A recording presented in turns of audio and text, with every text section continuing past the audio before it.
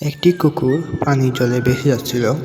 তখন একটি র্যাবিট আসে এবং কুকুরকে পানি থেকে উদ্ধার করার পর কুকুর এবং র্যাবিট দুজনে খুব ভালো বন্ধু হয়ে যায়। তারপর তারা দুজনে রাস্তা দিয়ে হাঁটতে লাগলো এবং তারা একটি শপে গেল এবং কিছু খাবার খেতে লাগলো। দুজনে খাবার শেষ হওয়ার পরে একটি কুঁড়ে ঘরে বিশ্রাম নিতে লাগলো।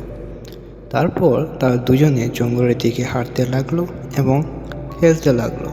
একসময় তারা দুজন রাস্তায় খেলতে লাগলো। হঠাৎ এক ট্রাক এসে তাদের দুজনের উপর দিয়ে চলে যায় এবং একটি অ্যাম্বুলেন্স এসে দুজনকে হসপিটালে নিয়ে যায়।